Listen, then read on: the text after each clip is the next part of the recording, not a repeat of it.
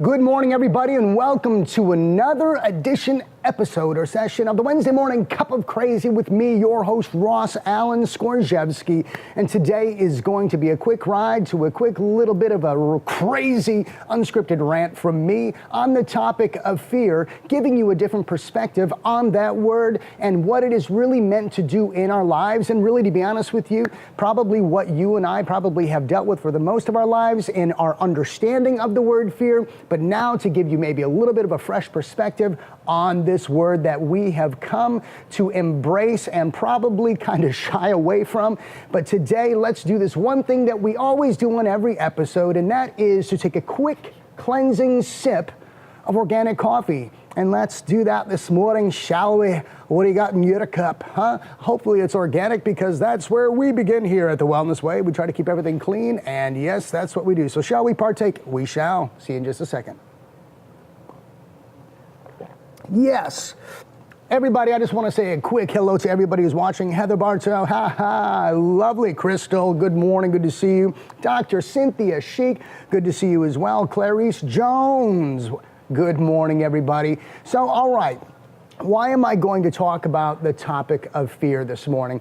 I had another topic that I was going to bring in this morning, but then we got on to a little conversation in the center of the corporate office with a lot of the Green Bay Clinic staff talking about fear, and it really inspired me through a little kind of a soapbox sermonette, if you will, on the topic of fear and how we all approach this word in our lives.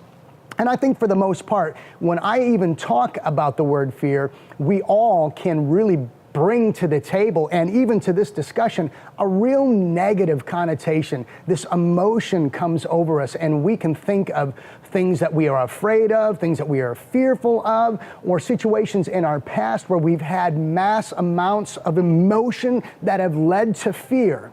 Well, why is it that I even want to talk about this topic this morning briefly? The reason is this. I believe that the perspective of fear in our life has the ability, especially when it comes to doing life with other people, succeeding with others, whether it's professional or personal, that fear can really dictate our potential. It can dictate our potential to really strive and overcome and be achievers and lead us to success and great victories, or it can lead to paralysis by analysis, in which a lot of times creates a rut that we get stuck in because we're afraid of what someone else might think. We're afraid of what someone else might say. We're afraid of consequence. We're afraid of punishment. And a lot of times, I think, to be honest with you, if I were to really be able to question or even ask you to comment, what is your perspective of fear? Is it more negative than it is positive? And I would say, I would think across the board that the majority of us probably harbor more negativity towards embracing fear than we actually do embrace it to move us forward, okay? The question really comes down to this. How do you process fear in your life? Does it lead to forward momentum to, like I said, become overcomers and achievers and lead to successes and victories? Or does it cause you to be paralyzed in your existence because you're afraid of what you might do, you're afraid of what you might say, you're afraid of what someone might think? So let's just do this real quick like we do all the time here. We dive into the word itself. And let's do that. Let's define what fear is. And I think a lot of us are going to resonate with these definitions because we've all experienced them to some level. But when it comes to personal growth and development, to continually bring about that best representation of yourself, we need to understand fear. We need to learn how to embrace it, to not be paralyzed by it, but to be motivated by it. Okay, so here it is. An unpleasant emotion caused by the belief that someone or something is dangerous, or a mixed feeling of dread or reverence. And I want to hit on this word reverence just in a second here. The likelihood of something unwelcoming happening in our lives. Now, if that is just our sole focus on the word fear, then I can see why it is that some of us have the ability, and me included, to be honest with you, have a hard time really overcoming obstacles in our lives or really forward advancing in our lives with the people that we do life with every day, because we're afraid of something negative happening, something unwelcome happening in our lives. And we have these feelings and these emotions that keep us at bay instead of just boldly advancing forward. Now, growing up, I shouldn't say really growing up, at the age of 16, even till now, being involved in the church, serving in the church, and even being a pastor within a church, the idea, we have a very strong concept, and maybe you do too, not just because of faith kind of trajectories in your life and studies and pursuits, but growing up in a denomination, what have you, we've always talked about the fear of the Lord as the beginning of wisdom, to walk out our faith in fear and trembling. And I even remember to a degree that, we always had to really kind of unscramble the eggs of what that meant to walk in fear of God. We have our children in our lives. For those of you who are parents, there's an idea that we want to have a healthy perspective of fear established in their lives. Why? Because if they do, they know that, like I just said, even scripturally speaking, that the fear is the beginning of wisdom, right? The fear of God is the beginning of wisdom. What does that mean? I think it really means this, that to fear God and to fear His sovereignty, to fear that, He's the Alpha and the Omega, the beginning and the end, that He has the ability to control,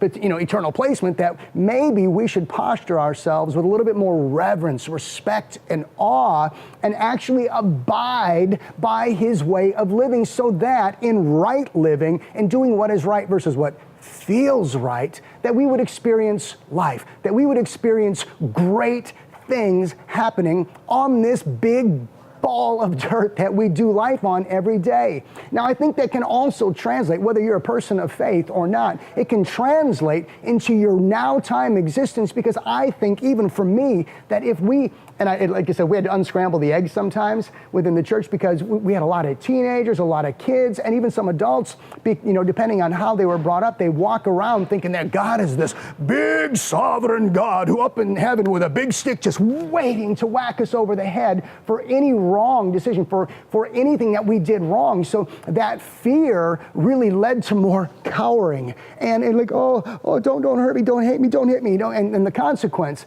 And then therefore it leads to a diminished representation of yourself, because you're always worried about a negative response to your ability to walk forward and do life. Because, well, like I said earlier, the fear, I'm afraid something bad's going to go wrong, or someone's going to think negatively of me, or someone's not going to like this, or someone's going to do this, and I think that's just a paralyzing mindset.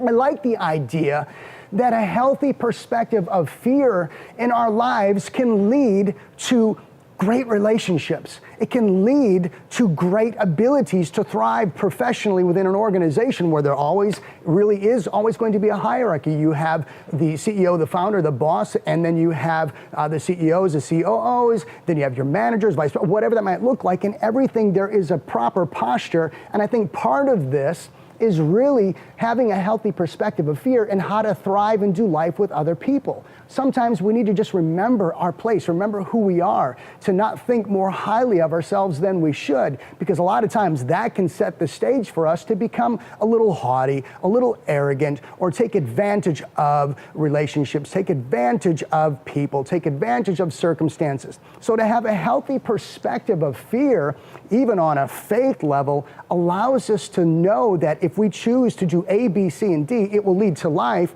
But if we choose to go D, E, and F, it could possibly lead to death. I'm not saying physical death, but I'm saying just death in your current existence. And that's where we see chaos, begin to arise. And that's where consequence, punishment, and crazy exist. So, to fear, a supreme being, in the idea that we know that He has set before us, this idea of how to do life in a right way, right living, to lead towards blessings and great experiences. I think it translates even into the secular world, that if we choose to walk with a healthy perspective of fear, it could very well set the stage for us to have a great existence professionally and personally. I love this. I was reading, and I read this a while ago, there was this idea that when fear comes into our life, yes, as I've said earlier, are we going to let it just become paralysis by analysis, or are we going to allow it to fuel us to not repeat patterns of dysfunction, but to not be afraid that the steps that are taking us forward are going to lead to life, but that with confidence and with assurance that doing what is right versus what feels right leads to life. I love this. Listen to this. This little phrase here says, in conclusion, fear itself isn't the problem. And this is the truth. Fear in itself is not the problem in our lives when it comes to our ability to really wrap our minds around this simple word. We just have to learn how to unprocess the overwhelming amount of information that leads us to always hanging our hat on the negative connotation to the word fear. I'm okay with fear. Sometimes when I get up on Sunday mornings and I go and I lead our songs at church, there's sometimes a healthy perspective of fear that I have, whether it's a song that I've just learned or that I haven't let out before, or I'm wondering if the crowd's even going to respond. But I go out there in confidence, knowing that as I execute this song and I get beyond my emotion and my worry and fear, that I can lead in excellence and we can have a great experience together. Because sometimes if fear goes out before you, the world around you can see it, they can smell, and they react to it just as much as you are. But listen to this. In conclusion, fear itself isn't the problem. Our reaction to our own fears is the issue. In making fear an adversary, we miss the challenge of deciphering the message that is being sent to us. We got to choose to make it an ally. See, this is a huge concept for every single one of us parents. We want to instill this into our children.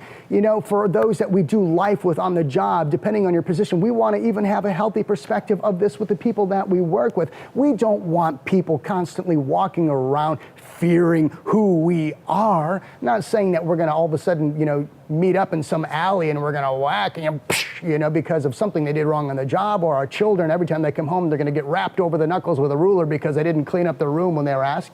But a healthy perspective of fear, to realize that when fear is our adversary, it causes us to retreat.